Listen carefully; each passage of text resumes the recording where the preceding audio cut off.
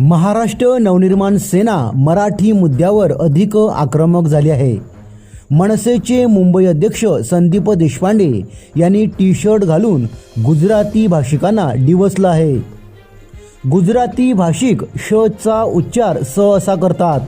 तो संदर्भ घेऊन संदीप देशपांडे यांनी आपल्या टी शर्टवर परेश नरेश सुरेश चड्डीत राहायचं असा इशारा दिला आहे। परेश नरेश सुरेश चड्डीत राहायचं असा संदेश या टी शर्टवर लिहिला आहे। त्यात मुद्दाम गुजराती भाषिकांच्या उच्चारांचा संदर्भ देत श च्या ऐवजी स शब्द लिहून त्यांची खिल्ली उडवली आहे। सध्या या टी शर्टची जोरदार चर्चा सुरू असून सगळीकडे हा फोटो व्हायरल होत आहे।